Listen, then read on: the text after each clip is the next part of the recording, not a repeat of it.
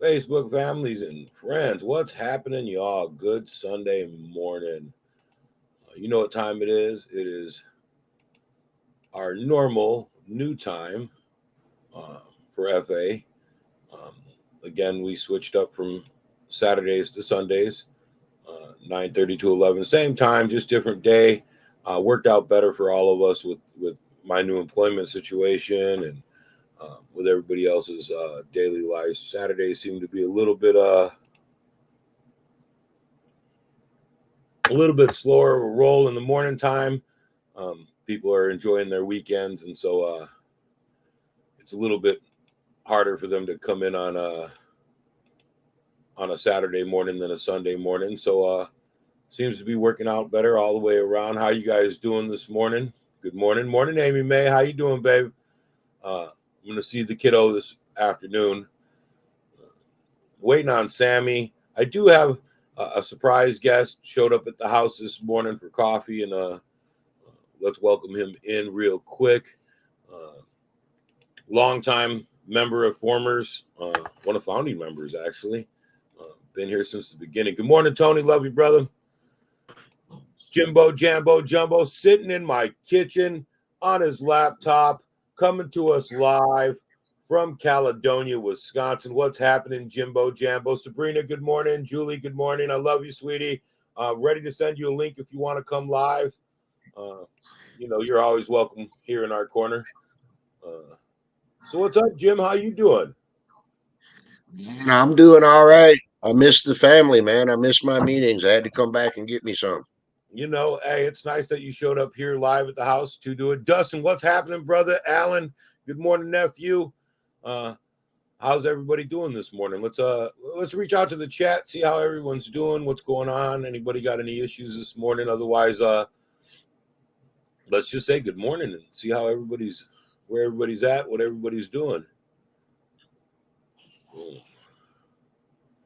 You know, Jim, it's been a long time, man. Like even for just the group, like it's been a long time since you joined live or joined. What's up, Sean? Good morning, brother, from my basement. Sean, welcome. It's been a long time since you've been on the show, since you participated. How are things going? How you been? And I hit a rough patch for a minute there, man, and I had to, draw my focus on keeping my shit together. But life is good, man. Life is good. Yeah. How's the wife and the kids? Same, wonderful. Pains in the ass is beautiful. Right, right. Hold on, let me send a link out. There, I sent the wife a link. Bam. Yeah, a bit of pain from the RA, but still going to suffer well every day, Amy. Every day. Amy, I'm going to be honest with you. Like, your story has always been inspirational to me, right? Like, the things that you've overcome, the setbacks that you've been through and walked through and made it through. So I have no doubt whether you're in pain or not, you're going to make it through your day with a smile on your face because besides the times I've seen you angry, I rarely, if ever, don't see you smiling. So thank you, Amy, for that inspiration in my life. I know others are very grateful for it as well. Um, so, you said you were struggling, uh, my brother. Um, if you don't mind me asking, how are you struggling? What are you struggling with? No, man, like I've been, crime free since 96. You know, I've been sober for 14 years. And changing the way we live, changing the way we do things, it hurts my heart when I have to return to outlaw shit just to survive, you know and for me it's nothing bigger than driving without a license, man, but it weighs on me because I've worked so hard to get to where I'm at. But child support got to get paid. Guardian ad litem fees got to get paid. People got to eat. You got to support your family. You got to pay the rent. you know And so, how so do you you, marry you that? drive, How do you huh? marry that with recovery? Like that struggle? Well, How do look, you? I'm in other 12-step programs, and even for FA. it boils down to a sense of integrity. You know, you got to walk what you walk. You can't just talk it. You got to walk it, you know? And when I have to derail and do something less than on the up and up, man, it hurts me, Yeah, you yeah, know? I can dig that, man. I can understand exactly what you're saying, right? Like when you're moving into a new life and then into a new thought process and a whole new set of personal principles, right? Right. Violating those principles can be detrimental to your walk, to your recovery, to your mental and emotional state. You know, um, I took a bus for a year. It sucked, but jail wasn't for me. Right? Right. You know, Yeah. Well, see, here's the thing, man, is in order to survive, in order to keep my family in a place to live and stuff, I had to move way out to bumfucked Egypt. All right. To get low income housing. You know, I'm west of the eye. There's not a bus option. You know, you get in yeah, your shit and you take the back roads and you pay your bills. There's no alternative. yeah. I mean, that's a rough one. I really wish Sammy was here. Like Sammy's been so uh, instrumental in my walk and in my uh, choice process, right? Like finding alternative means and thoughts. I feel that been waiting or riding my bicycle, but I'm with Amy. Jail isn't for me, right, Dustin? Hey, real talk. Uh, I'm here, can't get in. Oh, let me get over to here. I'm gonna send you another link, my brother. Private chat. All right. Let me get another link sent out to Sammy. Figure out what's going on here. So you guys know I got a new PC. Everything is a little bit different for me. My producer has been, dealing with her stuff. So we'll see. I'm still waiting to see if I will have jail time. Yeah, hey, that wait. Hey Jordan, I love you, boo. That's my kid. Um Waiting on that, how they keep driving over your head, right, Missy? Oh, look at this. Look at this. Hey, we got Senor Rango. Good morning, my brother. What's happening? Bam. Morning, Jimbo, big boy. Jimbo's sitting in my kitchen. He came over, said he needed. Can you hear us, Sammy? I'm not getting any sound out of your end. Hold on 1 second. Oh, there you are. There's that voice that we all come to Hate. hey, you know, I've been sharing those. I hate you, but it's killing me, and the last couple of them have been pretty freaking groundbreaking, like for me. But Jimbo posed a question, man, or he posed an issue where he's working through his recovery and trying to keep himself, you know, on this path, um, but having setbacks that are like completely detrimental to his ability to work and support his family, and not knowing what to do about that. Um, and so, what do we do when we come to those situations, bro? I need more detail. Tell me some more, Jim. All right, man. I'll rehash this one more time. So back in January of 22, I got a ticket for doing a California stop and I didn't have any insurance, right? Couldn't make it to the court date. So they sent the ticket to the state IRS where I've got like a couple grand of guardian ad litem fees to pay. And it got lumped in with all that sum. And so I would have had to pay off all that shit in order to pay off the tickets, right? And I couldn't pull it off. So I got another court date. I went back. They pulled that money back from the IRS, but in the process, I got another damn ticket in Racine for driving without a valid license. Now I got child support to pay, or I go to jail. Right? I got the garnishment that they're doing on me for guardian ad litem fees. I got a wife and kids to support. I got gas to keep in my vehicle to go to work. so I can pay all this shit, right? And the part that bothers me is having to drive without a license. Now, I had a crisis back in 21, back in November, where a landlord sold the house out from under us and we were homeless. And in order to survive, we ended up moving way out to Paddock Lake to take low income housing. The problem is that's west of the I, and there ain't no bus, there ain't no option. I can't afford $57 for a goddamn Uber to get to and from work. So I find myself driving without a license because I got to pay the bills. Well, that weighed on me heavy.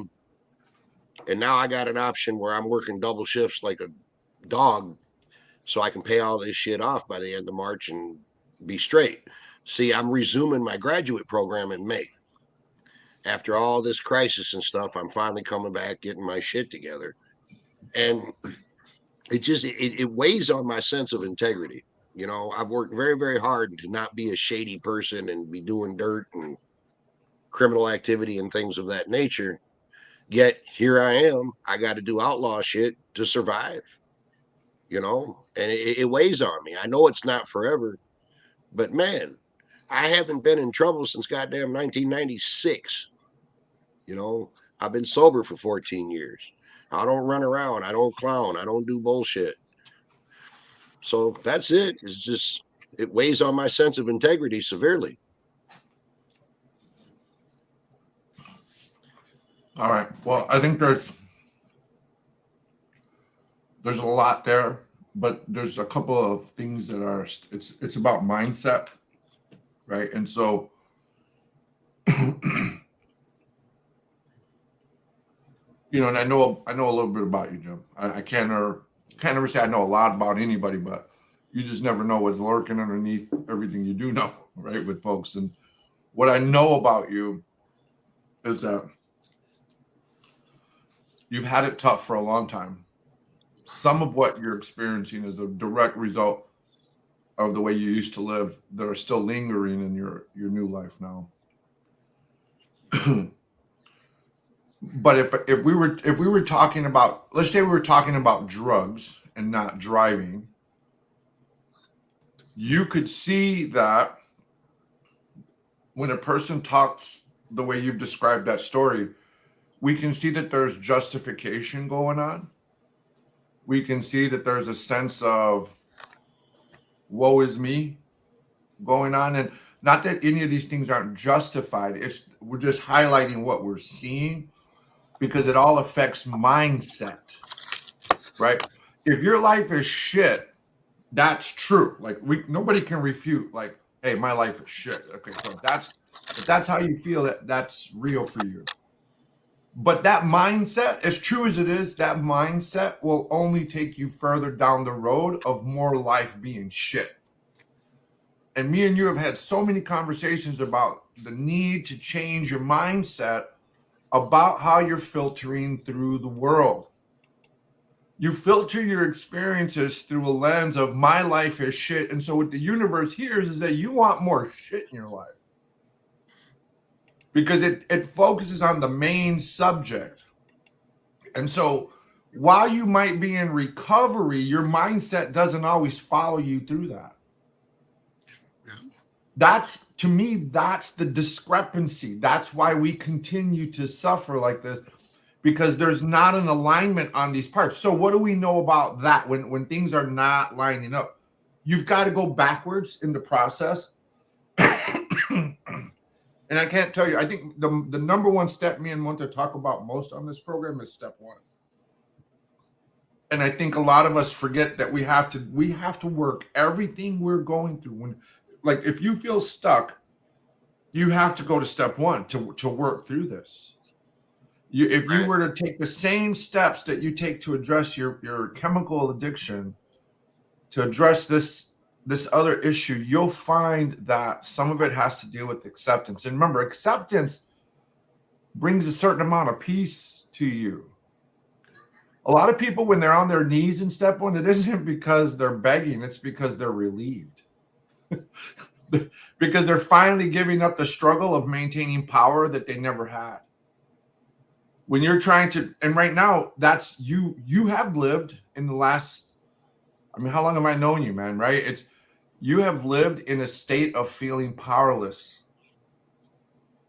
And that is what probably irks you the fucking most. Is this because the system has done so much to you to fuck you over, literally, that we're struggling to maintain a sense of control. So what can you control? You can control when you drive and when you can't drive. That's the one thing in this whole situation you can control. Can't control the IRS, can't control child support. So you've got to focus on what you can control, accept that that's the limit of your control, and do whatever the fuck you got to do. Because trust me, not everyone who's in your situation is going to choose to do what you do, which is why we know it's not a demand. It's not something you have to do. You're still, like me, I'm still dealing with a lot of past shit with my ex and all that. I'm in the same boat as you. I'm in family court right now as we speak. Again, even though I haven't done anything, this is not on me. This is on my ex. All I can do is do well at what I can do. And I have to kind of brace myself for whatever I'm going to be dragged through in some of the system. But the one thing we can't afford to do is justify why we're doing what we're doing. You have to find a means and a way, or be willing to pay the price. Right. And when we get to that point, when we say fuck it, I'm going to keep doing what I do. There is no more complaining and crying. Have you ever, when you have gotten to that fucking point, have you ever complained and cried along the way? No, because you're so dog set on doing it. You didn't just do it. However, there may be other avenues, and I don't know what they are, but there may be other avenues. But some of this is part of the decisions you're making. Well, see, Sammy, let me throw this at you, man. Let me throw this at you, brother. For the last 11 years, I've white knuckled this shit, right? I'm at the end of the road here. There's a light at the end of the tunnel, and it's finally not a fucking train. All right. So here's my situation, right? I like that. I got 3 kids left that I'm paying for, right? 2 of them little shits turn 18 this year. My twins turn 18. Okay. And then next year, my last one turns 18. Okay. So there's light at the end of the tunnel on the child support part. You know, I got a court date. I can go back and knock my child support in half when it's time for that to happen.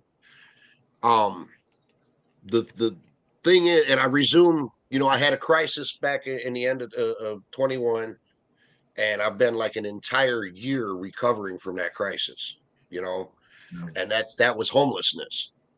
Monty bailed my ass out of that with the moving business, and helped me get into low income housing that I'm in. But we're west of the I, and there ain't no options out there. There's no bus, there's no taxi, there's none of that. But the point of the matter is, for me, is there's a light at the end of the tunnel. I'm going back to school in May to finish my master's, and this is it. This has got to be the last year of all this Mickey Mouse bullshit. And I don't know, right, wrong, or otherwise, man. And I don't know about where you're at, but I don't think you're any different. There's no way I can look my kids in the eyes and say, you can't have fucking shoes. I can't look them in the eye and say, yeah, I know that you're in a size 14 now, but you got to wear that 10. Jim, I'd like to point out first off, right, how far, whether you realize it or not, how far you've come since the beginning and since we've known each other, right? Like Jim 10 years ago wouldn't have thought about driving, on a fake license or on a bad license. He wouldn't have. Something ringing in my. Oh, it's my stepdaughter.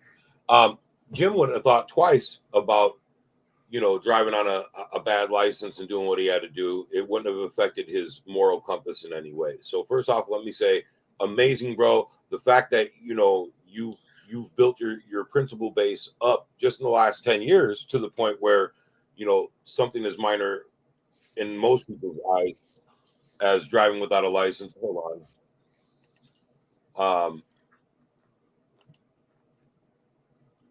There's another angle to that, Monty. There's another angle to that. The last time I was in Racine County Jail, I was hosting FA meetings. Right. And I ain't trying to go back there. Jim, can I be 100 with you right now about a couple of things, man? You know I always am, but I like to Yeah, I ask know. so you can open your mind, right? Dude, you have made a series of decisions that have put you in this situation. Who the fuck No, moves I out just to poverty. Paddock Lake? Nobody moves out to Paddock Lake and then works in your situation 30 minutes away. Like, that's a bad decision. And I get that. I think you're making decisions with your stomach. Because everything you're talking about is I can't tell my kids they can't have this, which I understand. I can't get to work. All of that is instinctual. Those are your basic needs that are threatening, and you're making it harder on yourself. As hard as it is, you've made it hard by where you've moved. There isn't just low-income housing in Paddock Lake. And even if there was the only wasn't, place. hold on. Think The only about place I could mindset. find, man. Think about mindset, not specifics. You're not thinking about your mindset right now. You are making decisions with your stomach, not your head. And it's those types of decisions that they're making a bad situation harder on you.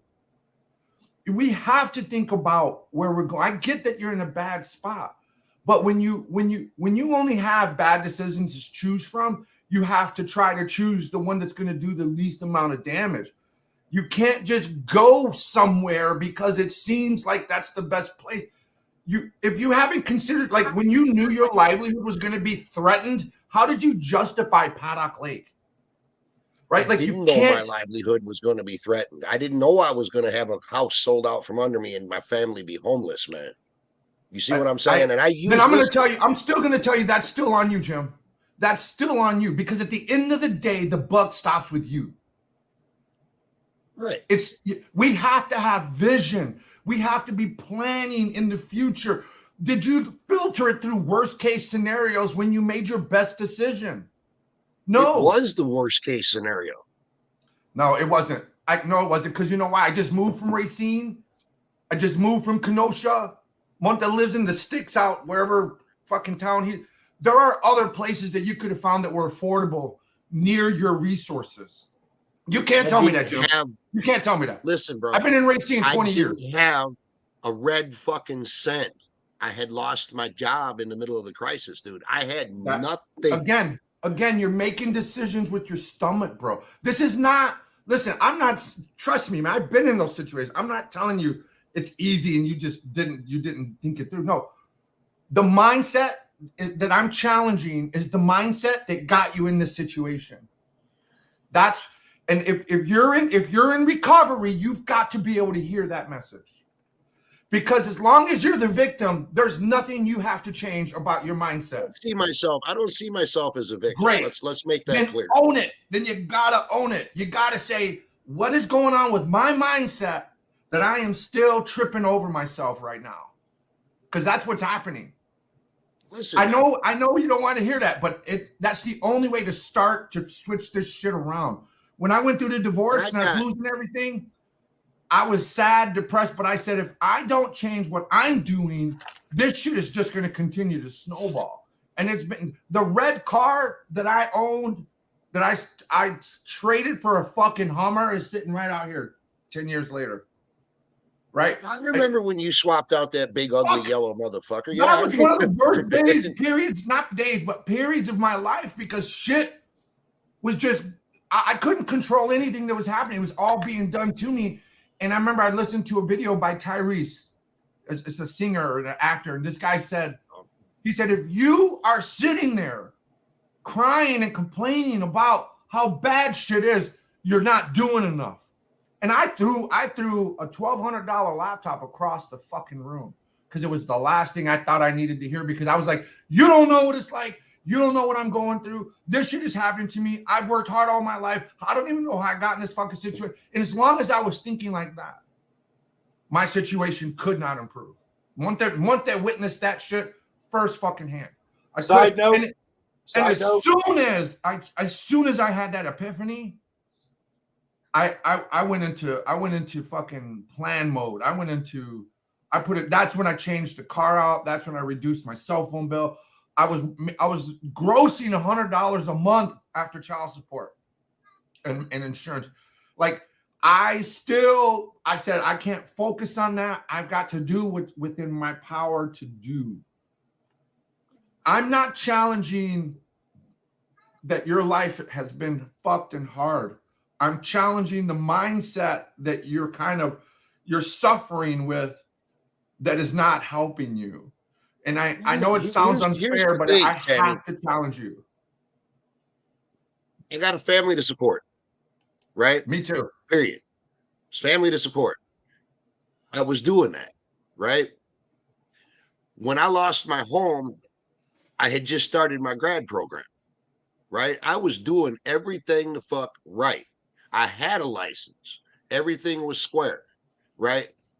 Poverty is what got me. Okay. Poverty. No. You know False. something? You talking about throwing wait a minute, man.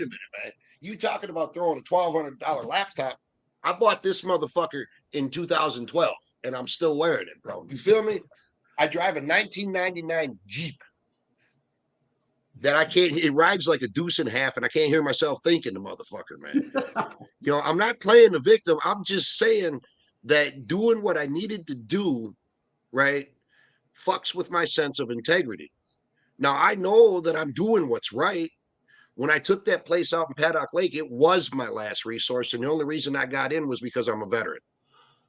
You know, I had that one last resource to fall back on because I didn't have nothing. I was penniless. I couldn't even give fucking Monty any money for moving me. You know, Jim, when it comes down to your wife and kids being homeless, dude, what are you? You do what you got to do. What's the point you're trying to make out of what I've said to you? Out of everything I've said to you, what is the point? You're saying none of that applies to you. I didn't have any other alternatives, man. That's not what I asked.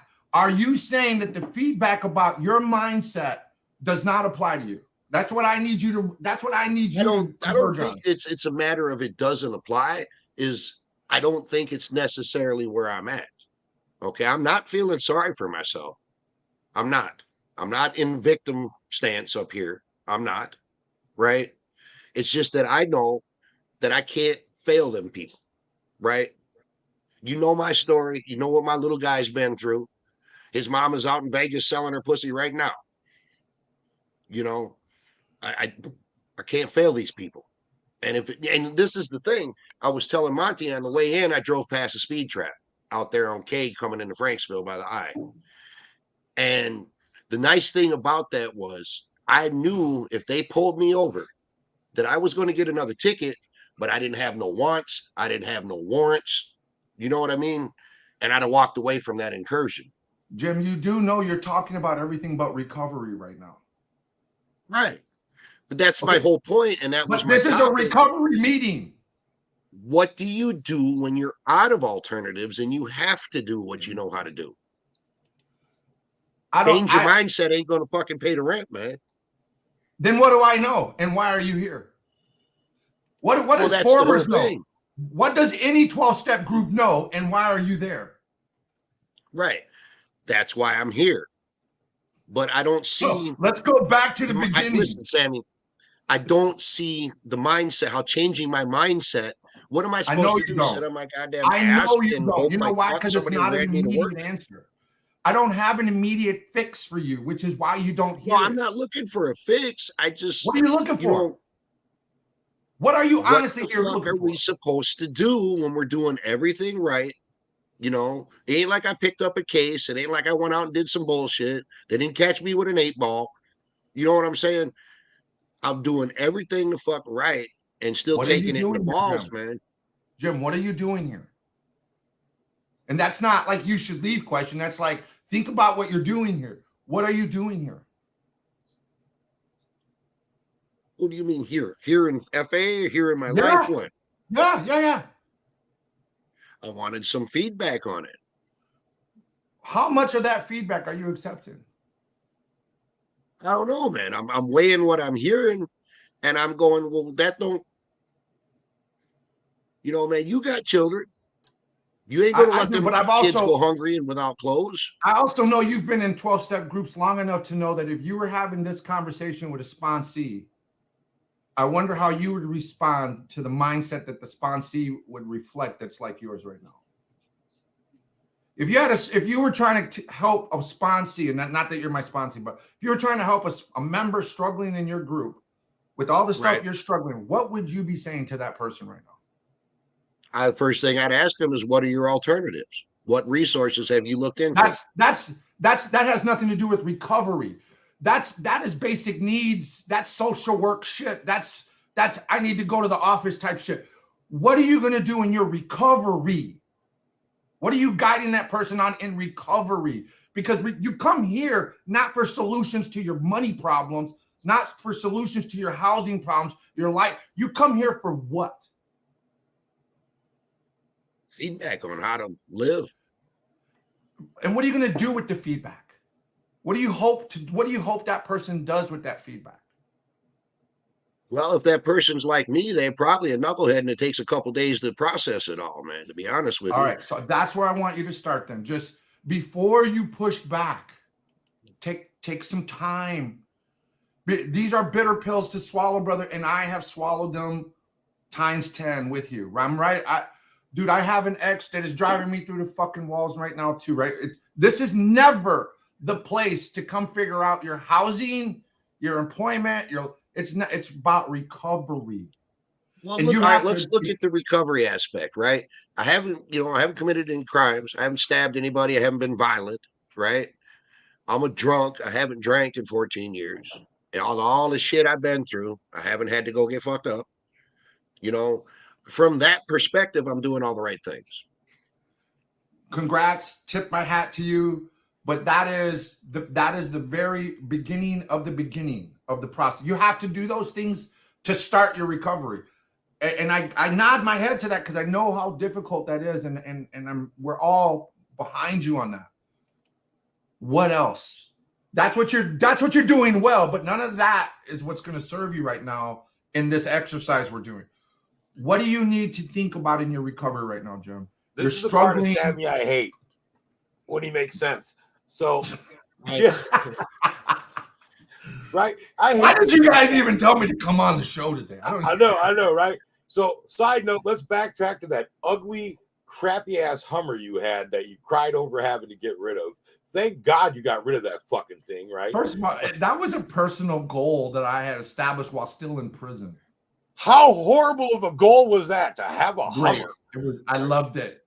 I know you did. I know you, and I remember how painful. So, Jim, for Sammy, I remember how painful it was for Sammy to give that Hummer up, and I remember because I took the headrests out of it and all of the video screens for him as he stood there in utter pain, right? Like he was suffering. And I remember that. And I asked him, well, why? Well, can't you keep it? He said, I could, but if I kept it, it's going to ruin my family, right? It's going to ruin everything I got. I can't afford to do this, right?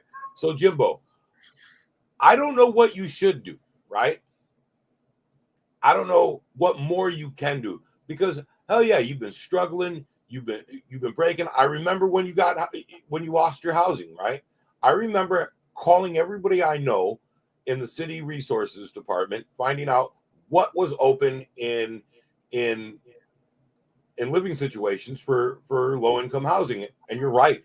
The expectation was 3 to 6 years on a waiting list. You took the first thing you could to protect your family, and you moved to Paddock Lake, which I told you I hated. Right? When I moved you there, I was like, man, fuck, bro. You're moving out of any kind of help you can have, right? You struggled. You kept it together. You didn't start drinking again, even though that was a rough point in time in your life, right? I was amazed at how well you did it. Like, I don't know that I could have maintained my composure as well as you did when you did what you had to do and you moved out there. What Sammy's saying is not attacking your character. What he's saying is, and this is what I'm getting, is your thought process will determine the path and the outcome. If you feel as if you're being attacked, you're being attacked. If you feel as if you're winning, you will win, right? Like for me, that's a hard thing to, I've had to work on my mindset because for me, the last couple of years have all been a loss, right? Like they've been a loss at a level I never could comprehend prior to this. And every morning when I wake up and I want to curl up in a ball and cry, instead I'm like, you know what? Today's my day, man. Today I'm going to do what I got to do. Today I'm going to make it through. Today I'm going to go for it.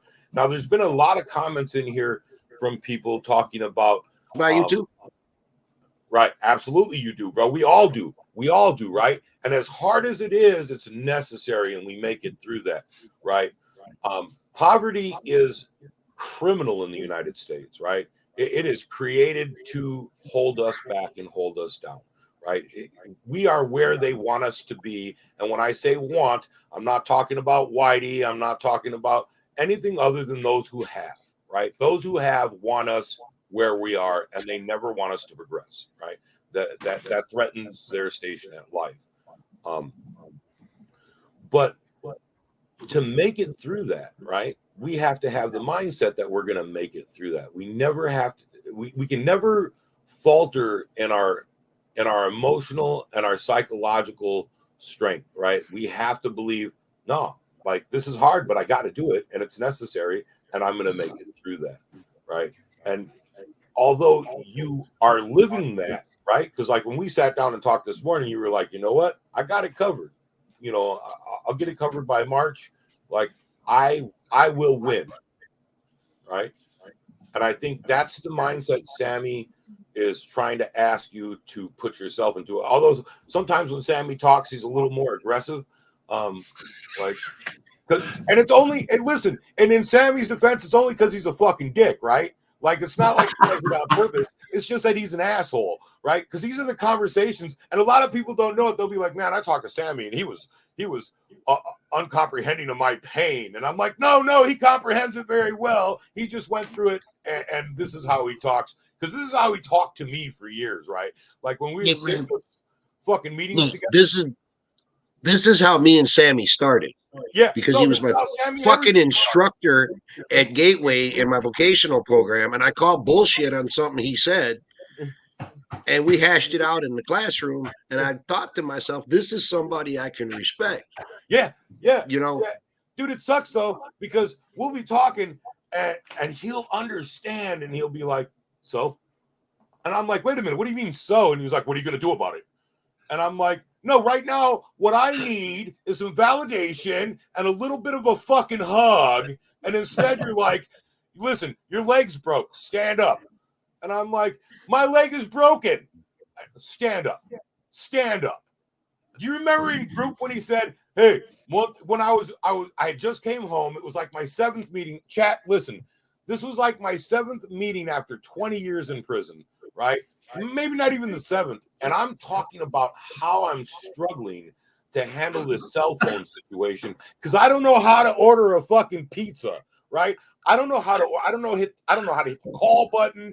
I don't know shit, right? When I went to prison, you dialed 633-3333. You didn't put in a fucking area code. That was long distance. So I'm in group pouring my heart out, right? I got my cholo bandana, I got the gafas, I got the button up, and I'm like, man, Holmes, listen, I don't know what to do. I can't order a pizza. I don't know how to make phone calls. This shit is rough. And he didn't say nothing. It went all the way around the circle, and it came to Sammy, and he goes, I'm really grateful to see you again here, Mr. Monte. I'm glad you've been coming regularly. Can I ask you a question? And I'm like, what? And he was like, were you a bitch in prison? And I'm like, right, we're in a group of like 40 people, man. Like the group is standing room only, right? There's like 40 people in this group. He's like, no, calm down. It's okay. I'm asking, were you a bitch in prison? I'm not saying you are a bitch. I'm just saying, were you a bitch? And, at first I didn't know how to respond. My thought process was, A, why is this motherfucker picking on me, right? B, who the fuck does he think he is calling me a bitch? And then C came up, and it was, wait a minute. Was I a bitch in prison? I wasn't. And then I understood. No smoking on the show, bro. Sorry. I wasn't a bitch in prison, right? So why was I acting like one now? Why was I acting like I didn't have it in me to stand up with this broken leg? Because I could. Jim, you could stand up on 2 broken legs. I've seen you do it. I watched you stand in your house and swear you were going to go fuck up your sobriety after 10 years. You were going to go and you were going to get drunk. And the whole time, I never once disagreed with you. I never once challenged that, I was like, all right, get your shoes on and we'll go. And you spent the next hour talking yourself into sobriety. You spoke yourself into sobriety to continue your sobriety when you were determined to destroy it. So what do I think is going to happen over the next few months? I don't know. Do I think that you have the ability and the intelligence and the fortitude to stand up with a broken leg? I do. That's why you're my friend, right? But your mindset at times is what Sammy says is damaging your id, your psyche, right? You damage yourself when you say, fuck. What you got to say is, it's hard, man. This shit is fucking hard, but it's necessary, so I got this shit. It's necessary, so I'm going to walk this path as if this is the only path possible. We all know there's multiple paths, right? But the only path for people like us three, right? We have one path that we can walk that promises us success, and that's this path, right? We don't have the options of faltering. We don't have the options of strain. We don't have the options of taking our integrity and putting it in question, right? We only have the option of standing up. And I think that's what Sammy was saying, right? I respect you. And you're my brother, man. I love you. I mean, and we wouldn't be here if we didn't trust each other. And so, and love each other, right? And so just because it sounds hard to believe doesn't mean that once you take some time to think about it, you might find some truth in there, right? If it's only the people who look, let me show you the difference between people who really have a relationship with you to get at the heart of the matter versus people who want to hold your coat through anything you go through, but are not really, don't really have that history with you. People who barely know you and hear you will have sympathy for you, which is normal and natural. I do too. I understand. But they try to make you feel better. That's one. People will initially try to make you feel better. A lot of times they'll try to empathize with you to do that. Other people will think, well, if we could just solve that problem, it'll solve his life. They don't realize that's not actually true for a lot of folks. People hit the lottery and still live fucked up lives. The people who are closest to you, Jim, who are, in a position to do this with you, are going to get to the heart of the matter. And at the heart of the matter in recovery, it should always be the person. How do we know that you could do better? Because the evidence in your life is telling you that you could be doing better. Because if you couldn't be doing better, this is status quo for you. This is as good as it's going to get. You will always live just like this. And I know that when things can get better but aren't better, the buck stops with us.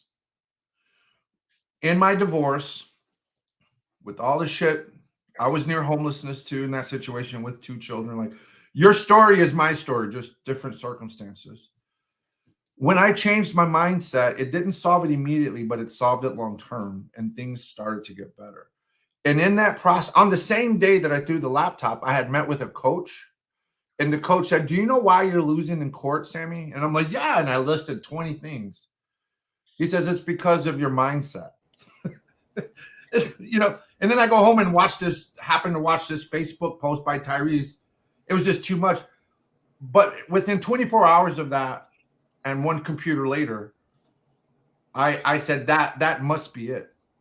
That has to be it, because, I am doing it what looked like everything in my power. But remember, whenever you hear yourself saying, "I've done everything I can," remember that is not an accurate representation of reality, but it's a representation of the limits of your imagination. Like, you just hit the wall on how much you can imagine about this, right? The genius of what you've done today is you've exposed your limitation to the group that is designed to help you see beyond that limitation. That's all that's going on right now, right? We're trying to help you see that there's more to it than what you've been doing. And I know you practice kind of like Buddhism type spirituality. And so, when you filter it through that, it's these attachments that you have to certain types of thinking that are your limiters. And if you can break free of that attachment to that formula that you're used to using, which has served you this far, you know, if you can break that attachment to that type of reasoning and logic, it'll open you up to other types of reasoning and logic. I can't solve your unsolvable dilemma, but what I can help with is how you see your unsolvable dilemma. That's the only thing recovery programs are really meant to do. Help you look at, because your life is in shambles normally when you're at step one. Yeah. And what are any of us going to do about that for anyone? Not much, other than hopefully say something that helps them, one, feel not alone, maybe a little more understood, even if your logic is fucked up. And three, that there is light at the end of the tunnel that doesn't have to be a train, right? Like, that's the beginning of this process for you. Eventually you get to 2, 3, and eventually some hope. But right now, I think what you have to walk away with, and if I could wish something for you, is to go sit and meditate on what I'm saying, which is that your mindset is the biggest problem you're confronting right now, even over your homelessness, even over your children's basic need. It's your mindset. And it's always going to result to that when you're pressed against the wall. There can never be anything else. You just haven't been introduced yet to what you don't know about this whole situation, including yourself. But the moment that happens, your world will open up to you, and you will start to see yourself improving in ways. A year from now, you'll be talking to me and Monte about this. Mark my word, it's being recorded right now. Like, man, I remember when, and now look at, because you know why? I've watched you do that 20 times since I've met you. You get a little further down the road and you look back and like, fuck, I didn't realize I didn't have to let the cheese slide off the pizza like that. Right? That's you, Jim. And so I think you the wisdom is within you, and you knew it when you said, well, if I'm a stubborn fucker like me and I'm talking to that guy, I know he's going to need a couple of days. As soon as you said that, I said, okay, he's listening. And in a couple of days, I think it's gonna feel less like me being an asshole and more like me being a brother that loves you, who is trying to help you break through. That breakthrough is what you haven't experienced yet, so you can't see it, you don't know it. But once you do, you're gonna be grateful for it, in my opinion. You see, Sammy, I'm sitting here and I'm internalizing what you're saying and I'm processing it, right? And you know what my predominant thought is? Throw me a breadcrumb on that mindset, motherfucker. Give me just a little nudge so I can get there. What you said to me was, you don't know what the fuck you need, but when you don't think you're going to find it, you'll find it. Or the essence of water is moisture. And you know what's funny is Friday, I had to go to the emergency room. Whatever day it was, a couple days ago, I had to go to the ER. I got a flu shot and a pneumonia vaccination in my right arm. And from day one, it went bad, right? Like my arm, you couldn't touch it. It was so painful. By day 2, it was red and swollen and hot to the touch. By day 5, it was so bad that I finally ended up in the ER. So I get to the ER and I'm not happy. I had to leave work. The nurse was concerned. She was like, go to the emergency room immediately. My nurse from the doctor's office. And I get there and I'm waiting. They get me right in the door, right? They walk me in the door, get me right into a room. 45 minutes later, nobody has even spoken to me, right? Like I just sat in this room for 45 minutes waiting, and I'm angry and I'm upset. And some lady walks in and she asks how I'm doing, and she's wearing a white coat. And I immediately thought to myself, let me yell at this lady for me sitting here for almost an hour listening to nurses joke and talk out in front of my door and doctors and ignore me, right? Like my nurse said, rush yourself to the ER. This is an important situation. You might be having an allergic reaction. You might have an infection. You might be going into anaphylactic shock. You have a headache. You got a fever. And instead I started talking to her. We're talking about mindset here, right? Instead, I opened the conversation with, no, hi, my name's Monty. How are you? And she was like, have you been here long? And I'm like, what does long mean? Like, that's a relative statement. Like, been here less than an hour, but I've been here an hour. We started talking. It turns out she's the manager of the Spring Street Ascension Hospital location. And she started talking to me about the hospital. And I told her, when she had asked, you know, if there was anything I thought her hospital could be better at. And I was like, yeah, addressing the addictions in our community and the people who have addictions instead of calling the police immediately. And we had this long, drawn out conversation, and I'm going to talk to her later this week. And it turns out she's implementing a program where people who have addiction issues will be met with somebody there in the addiction field, right? In the recovery field, outside of the hospital staff. They're going to contract people to come in and sit with other people who have addiction issues who need someone to understand where they're coming from, right? I could have never got to that conversation if I continued to feel the way I felt and think the way I thought when I walked in and waited 48 minutes for anybody to speak to me. And then it was another 30 minutes before I finally seen a staff member, right? When I seen that staff member, she came in and she goes, oh, wow, my manager was just talking to me about this conversation we had, right? My mindset determined the outcome of my visit, right? Like, and I think every day my mindset determines the outcome of my day. And so I get what Sammy's saying 100%, bro. Sometimes you hurt yourself, right? Not often. Well, as often as you do, I don't know, right? Like, I don't know. But knowing that you have the ability to change the outcome of your day, right? That's where it starts. That's why it's been 10 years, right? Like, that's why it's been a decade and I'm still here, is because every morning I gotta remember, no matter how hard it is, no matter how fucked up it is, no matter how much it's stacked against me, like, it's necessary, and I got today, right? I got right now. I will make it through this moment, and then I'll make it through the next moment, and then when the next moment comes, I know I just made it through these last two moments. I'm going to make it through that moment too, and I don't let it call into question my integrity, right? Like, I'm going to survive through this moment. I'm going to survive well. I'm going to suffer well, and as a Taoist, right? You have completed that task many times, right? You've completed that task 10,000 times. Right? And as we know in the Taoist belief system, the many things, the 10,000 things, right? You've completed it infinitely. Look. And you know what this is then through that lens? This is karma. Not karma that you deserve to go to this. Karma in the sense that you haven't learned what you need to learn about this life, which is why you're repeating these lessons. That is karma. You're being reborn again. That's why so many of these things seem like the last things.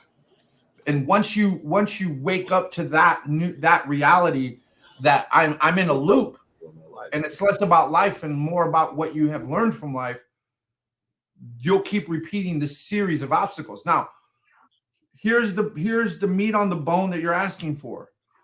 Is my thought contractive or is my thought expansive? So when you are experiencing your life, when you say, I've done everything I can, Jim, when you say that, ask yourself, is that thought expansive or is it contractive? Does it close parts of the world off to me or does it open more of the world up to me? How about let's just start with that as the first step for a mindset shift. So as you tell your story, each sentence, each thought that precedes that sentence, is that expansive or contractive in the way I'm telling the story? I can't change the details of your story. We can't change this moment or the one in the past, but I can influence the next. And so if I'm going to influence the next moment and the next moment, am I doing it in a contractive way or in an expansive way? Because if you do it through that, I think the way and depending on whether or not you want to be contractive or whether or not you want to be expansive in your life and your thinking, you'll find that the way you tell your story is going to change. And then the way that it changes will change the outcomes of your life because you follow the thought you create. And since you're following your thoughts, you have to be mindful about the thought you're creating because that creates the next moment. Does that make any sense to you?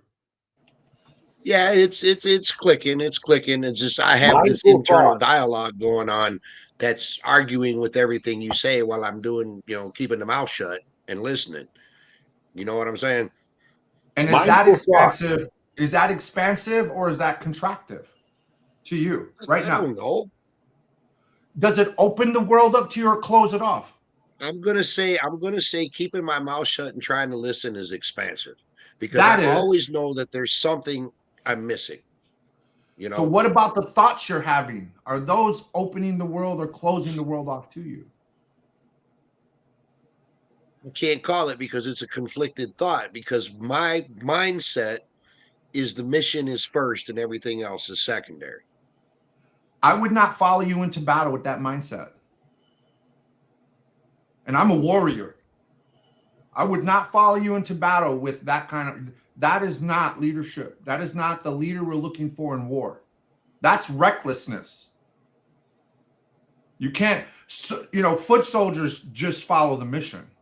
I mean, okay, you've got your orders. You don't need to do any thinking about it. Just carry it out. I'm not going to follow somebody like that into mission because there's no thought in there. And I want to see now. There's a significant difference between you and me in that regard, okay? Because I rose my hand and I swore an oath with my fucking life to uphold and defend, okay? And that process is you put the mission first. You put your discomfort and your misery second. If they fucking shoot your arm off, use the other one. There's a reason You know what I'm why. saying? Hold on one thing. You know the difference between that and what I'm talking about? When you signed up, explain it to me. When you signed up for the Army, that wasn't your mission. That was somebody else's mission. In recovery, it's your fucking mission. And that's why you have the 12 steps so that you can fucking do the thinking. When you're in the Army, shut the fuck up and let us take your head off, take your brain out and fill your. That's not what recovery is. Recovery is you're in charge. You're the boss your now, duty. bro. It's your job to plan, design, and implement and execute. Right now, you're executing. That's it. You're not, but nobody else. That is FA all day. If your FA is going to try to give you inspiration and guidance, but at the end of the day, what do we say? To each his own. You have to design the success or failure in your own life here, because nobody else can do it now, bro. Nobody else you can are do it the for general. You're handing out the orders. Right. You are the boss. There's no any mission you're on is a mission you make for yourself. That was hard for me to learn, right? Sammy. That's like when me and Monte were gang members, man. We weren't in charge. We were following somebody else's fucking stupid ass mission every day, and trying to make it seem like it was ours, but it wasn't. Right. You know, I'm fucking grown and I gotta answer to somebody about who I talk to. I done fucking bled and got sutures and and I gotta tell you why I want to wear a certain color. Like we just don't know when we're being led and when we're being leaders. And here, so remember, Jim, if nothing changes, you already know nothing changes, man. And the only thing we can change in this whole situation is your next thought. That's it. Right. And listen, if your thoughts here's something I learned from this asshole that I know. And I've done a lot of research into it because my thoughts are my. Have you done a lot of research into what kind of asshole I am? That's what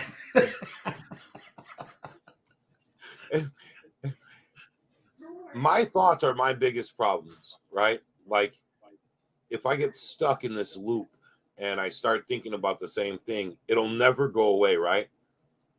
Your normal thoughts are fleeting, right? They last 7 seconds. If it lasts longer than 7 seconds, it's because you think about it, right? So I tend to let the painful thoughts that I think fleet through as best as I can, and then focus on whatever thought it is that keeps me sane or keeps me feeling as if there's hope. Those are the thoughts I try to repeat in my head, even if I have to repeat them, right? Fake it till you make it sometimes, right? When I look in the mirror and I don't see what I want to see, right? I envision what I want, right? And bro, I'm going to tell you, one of the greatest analogies I've ever heard was, don't ask me to carry you with one arrow in your back when there's 1,000 in mine, right? And I stand at the end of that road and I can see our backs are prickled, right? We're porcupines, man. We live with those arrows, right? We carry those arrows, and I'm gonna stand next to you, covered in them, just as you're standing next to me, covered in them. And one of us hits a knee, right? Don't know, not one of us picks each other up. We just stand by each other, right? Because we got to make that walk, and we got to live with those arrows, and we got to continue forward with them, right? And you can do it because I've seen you do it. You can do it because you've walked with those arrows, right? And I don't think anyone is shocked to know about me. Can you share that link in our? That's my TED Talk. Or no, hold on, that's not what I want to share. Hold on, that's the wrong link. Okay. I don't think anyone would be surprised if I were to say I'm at a stage in my life where if and this is one that's referring to the story I told him about this, like this analogy with the arrows in our back, that if you're laying on the ground with your own injuries and your own wounds, and I'm still marching, and what you're doing is not trying to like army crawl forward, you're more or less in the fetal position, I'm more than likely going to leave you there. I'm going to try to encourage you to start army crawling, but we're at the final stages of the battle and we have to keep moving. I'm probably going to keep moving because the battle has to continue, and I need. That's what the fuck I'm doing. But brother, there's a difference between that and being reckless, Jim. Right? And remember, reckless simply means thoughtless. Thoughtless simply means the thoughts that you have are not the thoughts that serve you. We're both going to die, but what we die for is what's going to define us. And right now, your frustration is number one. It's number one. That frustration is blinding you from the other reasoning and logic that you need to have. Because you've run up the reason you're here is because there's a part of you that knows, like, I've taken this as far as I can. I need to hand it over. So hand it over, motherfucker. Right now you're fighting it. You're like here, but you won't let it go. And we're saying I don't want to pry it from your fucking hands because you still are attached to it at that point. Right? You've got to, your mindset needs to be one where you realize, like, I've taken this as far as I can. Let me let this go. Because you have to let your ego know it can relax and stand down in this situation. Right now, your ego is primary. And remember, in my opinion, ego does not mean that it's too big. Ego means that it's too tiny and fragile. It's like a little dick that wants to be a big dick, but it's tiny and it can't accept that. White guy.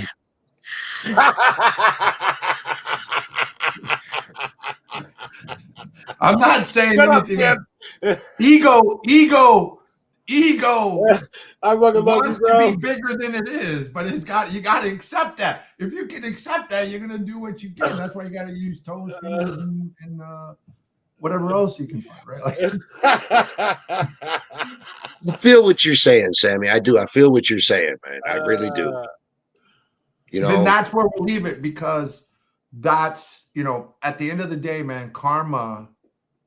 The reason I'm still in family court 10 years later with this woman, even though we're completely separated and I have full custody of my daughter, I recognize that a part of me has not resolved all that needs to be resolved there. That's why I'm still in family court. Even though I'm behaving and doing everything right, and I'm very close with my daughter and successfully raising her and rearing her in this beautiful place that we right. I have to acknowledge that there's something that's holding on to that relationship that creates this conflict. She's not going to heal it. She'll still be fucked up. I'm the one who has to figure out how to completely cut that off. Now, let me just flip this for a second, all right? Because you guys are familiar with my 10 years of family court battle, right? That's no longer an issue. That no longer weighs on my soul. It doesn't touch my spirit. I came to a point of acceptance. I said, fuck that shit, and I put it all behind me. All behind me. The kids hate my guts. Let them hate my guts. I don't care. I'm not going to fight for this shit anymore. You know what I'm saying? That was that point of acceptance. All right. But the situation that I find myself in, talking about mindsets, my mindset is, and you're going to laugh at this, and I'm bald, right? No hair up here, right? You're going to have to work to scalp my fucking ass. You see what I'm saying? Oh, That's the mindset. cultural inappropriateness right here live. White man talking to two Indians about scalping them. Awesome, right? Like, let's bring it to light. Dig, I know what you're saying, bro. I know what you're saying. And that mindset, Jim, has led you to this moment in your life. My takeaway. There's no judgment in that. It's a flat statement. No. It's a pure statement. My takeaway here is I need to step back and meditate on this. That's what my takeaway is. That's never bad advice either. No. And I know meditation says think about the here and now, right? Be in this moment. What I'm asking you to think about, because I believe informers, we've always promoted the fact that people are capable of doing three things at one time. Thinking about the past, the future, and the here and now. I do think we're capable of that. And sometimes we need to zero in and hyper focus on one of those elements, which is true. Right. As you think about your current mindset, you also need to be imagining what kind of life you want in the future related to all of this. So living somewhere where your needs can be met, having your license, having a positive relationship in this situation, whatever it is. As you think about the mindset that you're trying to develop now, I also want you thinking about what that future looks like. Because that's how, in my opinion, how you manifest in the here and now what it starts to look like later. You know what I mean? Right. And you're going to have to take a lot of risks along the way. We know this by now, right? You're going to have to jump in. But the only way that growth happens, the only way that change happens, and I need to write more about this for formers, is when we're introduced into the unknown. If you're never introduced to the unknown, there is no growth and there is no harmony. You can only find peace with disruption, through disruption. And right now, you think that the disruption you need to focus on is what's happening in the physical world. I'm saying you need to disrupt your mindset, despite what's going on in the world, to achieve the next step in your life forward. So disrupt yourself internally. Be more concerned about being at peace with the level of frustration that you have by the way you look at the world, so that you can change that. You need to create chaos within your own thinking and recognize, like, it's time to clean house, motherfucker, like inside, right? It's whatever's been going on. I appreciate it. I'm home now. Let's figure out what we need to be doing differently. Get your internal house in order. Everything else will follow. That's all I know. That's all I know in this life. That's all I can tell you. I can't solve your fucking financial problem. Nobody can do that for me. Nobody can get this woman off my back. What you just said, I wish the fuck you'd have simplified that and said it 30 minutes ago, because that actually. No, you needed to hear this first. You needed to hear that first, because you need to be challenged in order to get to this point, Jim. I know this about you. Yeah. I don't like that. He knows me like that, man. Hey, I was going to say, without this prelude, without getting you angry, without rising your hackles, right? You never would have come to the conclusion that you came to now, right? The way you have, right? Yeah. Like for you, I do it too. When we talk and I make you angry a little bit, and then you call me back an hour later and be like, "Fuck you, bro. Fuck you." You do it to me too, though, right? We have to introduce each other to each other routinely. Right. You have to be able to see yourself in order to know what you need to change. Because when you come here, you're seeing others. You're not seeing self. And you see others, right? It's only when, and so I queued you up, and then I said, if you were me talking to someone like you, then you get to see yourself. And that was the first breakthrough for you. You were like, I probably need to mull over this for a little bit, right? I need to think about, which means I need to reflect on it, think about it, right? And now that you're starting to see, now that your mind is opening, it's right. That's the expansive nature of open-mindedness, right? Now you're ready to receive other gifts. That's the beauty of this. You can't accept the gift of wisdom unless you're open to receiving the gift of wisdom, because wisdom often feels like something other than wisdom. That's why I keep coming back for all these people who are out here watching, right? The only people in this life that I've come to trust is 2 fucking ex-convicts in a program of Formers Go Anonymous. fucking figure. You see what I'm saying here? This is why I keep coming back, because left to my own resources, I'll just continue to do the squirrel in the bucket. That's because we love each other, Jim. You dig? Right. I never understood what it really meant to love others, right? Or myself, but that's because we love each other, right? Like, we genuinely want what's best for each other. We don't want any of us to hurt. We don't want any of us to have to struggle. We don't want any of us to have to suffer, but we know we have to, right? We know that no matter what we do, we're gonna suffer, right? What are the untold and undeniable truths? Everything that lives will suffer. Everything that lives will feel pain. Everything that lives will die, right? We got to fucking deal with that. We're gonna be hurt. We're gonna suffer, and we're gonna die, right? So we know that nothing we can do can stop Jim from hurting, suffering, or dying, right? Like, you're gonna die. I'm dying right now. I'm sitting here dying.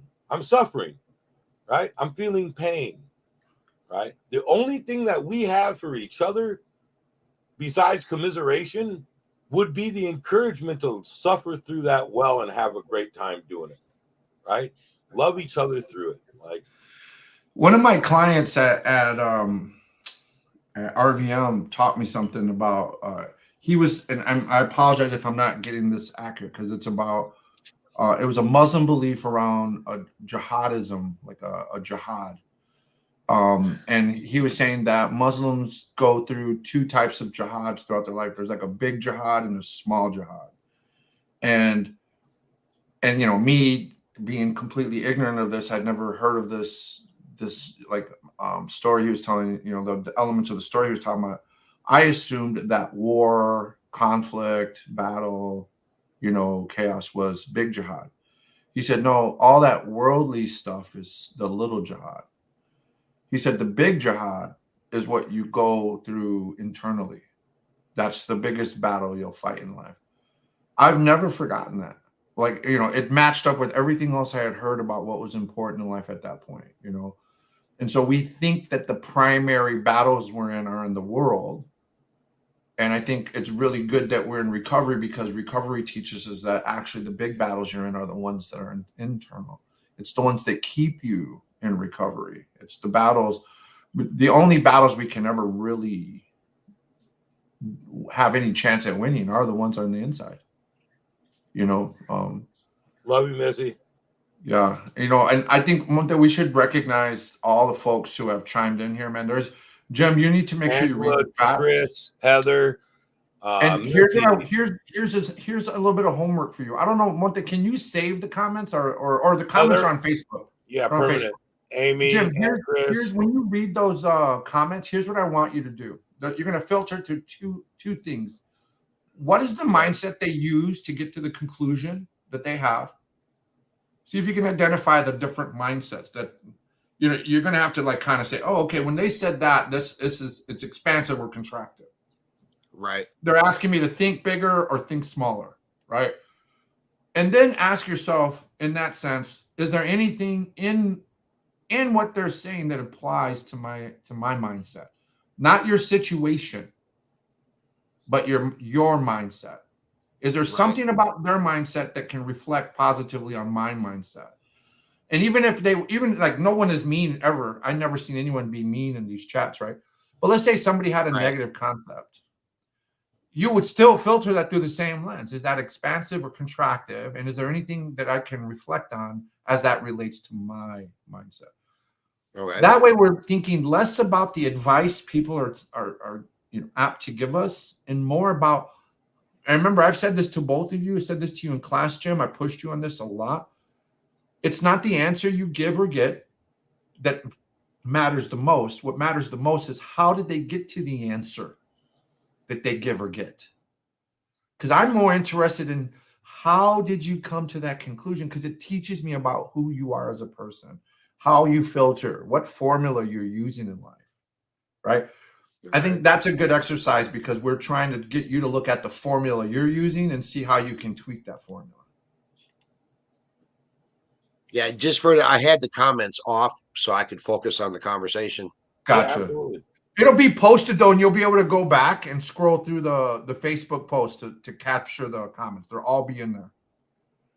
There's some really first of all, I'll just tell you, I'll give you one. I think all the mindset that folks are saying is like, Jim, there is hope. Like I just hear people saying, I've been through something similar.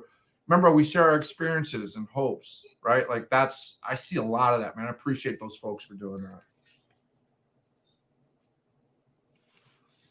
Yeah, I'm kind of skimming through them now, actually. Yeah, it's much love to everybody, man. I mean, Let people me showed go up through today. this list, you guys, real People quick. showed Let's up go through today. this list and send a shout out. Amy, Tony, Sabrina, Julie, I love you. Dustin, thanks for coming in, bro. Miss you, brother. We got to get together soon. Sean, Jordan, I love you, babes. Missy, Aunt Chris, Heather, every week, Heather. Angela Hernandez, thank you, hon. Missy Lee. Thank you guys all for participating. Like, this is the reason why we're here. And Missy said something that I want to point out. She said, Monty, I PM'd you. I'm not an FA, but you two helped me a lot and saved Joe 10 times a day. Missy, you're in FA right now. Like, you are a part of FA right now. Like, that's the point of this, right?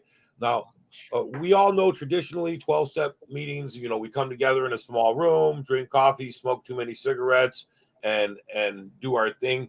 This is the future in the face of a 12-step program. Like, yes, we still do in-person meetings, and we're still willing to do in-person meetings, but we are having a meeting right now. That's what we're doing. Save Joe from your anger. I dig it, right? Like, I already know. So we are informers right now. And those of you who are joining us are members of Formers right now. We are working at improving our lives. We are working at improving our communities, our homes, our circles, our world, right? That's what it means, right? We're leaving the past person that we were behind, regardless of what issue it was.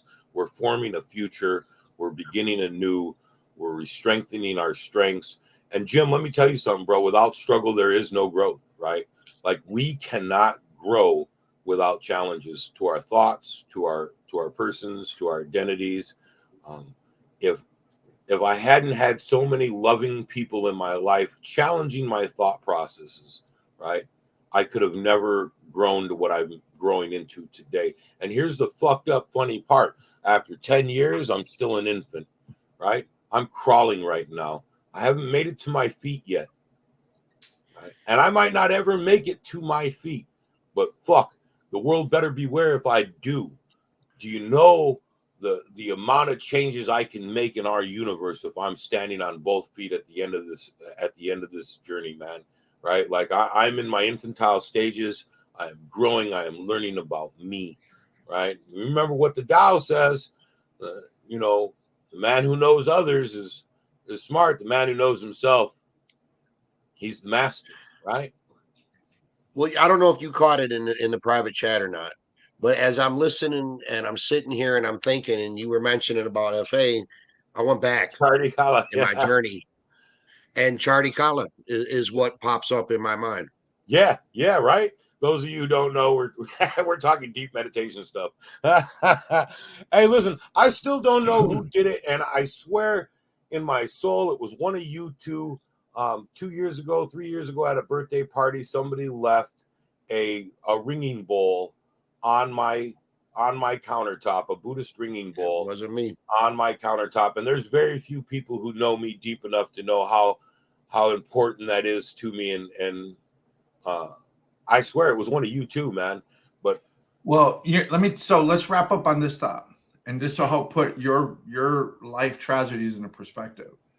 The first time I heard the term and phrase Charlie Kala was 2 days after the Oak Creek massacre, and Amar Kalika was talking after his dad and 5 other folks had been shot and killed by a white supremacist who walked into their temple, their Sikh temple in Oak Creek, Wisconsin.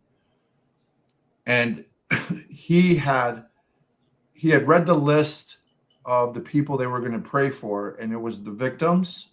You ready for this? and the shooter. And for those folks who don't know what that means, it means relentless optimism. And this is a guy who just is now waking up and becoming a survivor of this mass casualty event, where his own father, who built this temple, died and died trying to save others. His mindset was so strong at that point that he was saying, we want to hate, but we realize we can't afford to hate. You have to think about that. Can you really afford? And hate is a branch off of frustration. It stems from, because frustration ultimately means we cannot accept the limits of our control. We struggle to accept the limits of our control. And so, yeah, while we're figuring out homelessness, that's I've been homeless myself. The idea that we have to be optimistic, and that's mindset. That's this mindset. And I've learned so much from the Kalikas and that community from that, right? And it just makes things that are big seem small, and that's a shift. That's a shift. And Missy says hate breaks you apart. We can decide to let hate bring us together, because that's what they did. They turned that hate into a national, international effort to combat hate with love, compassion, and empathy. It's a great example. It's an amazing thing that came out of that, and they were very intentional in not letting that hater affect the community in a way that made it shrink and contract, but became more expansive and became a leader in the world. Anyway, guys, I've got to get going. My dog has diarrhea. He's pacing. I'm a little worried. Hey, listen, I love you guys all. Thank you for joining. Sammy, my brother, thank you. Jimbo, thanks for the surprise coffee visit this morning and sitting in my kitchen. I'll be out there in a moment. Everybody, without you guys, this isn't possible. Please remember, hit a like and a share. It really helps us out. We actually got through to quite a few people. There's a coffee maker right next to you. Jeez Louise. Now we need you to pour it. Right. I got to go out there and be a coffee bitch. It's my job today. Listen, fellas. Listen, man. I don't say it enough. I appreciate you. I love you. Thank you for your patience. Thank you for helping me understand and look down new journeys, new paths. This is why I'm still here since 2012. Because all I do know is that I don't know the fuck enough. None of us do. We will have the little member meeting next. I love you guys. We'll talk to you guys soon. Love you, Sean. Love you, TT Chris, Heather, Missy, everybody who joined today. Please like, share, send us out there. We will talk to you soon. Signing off.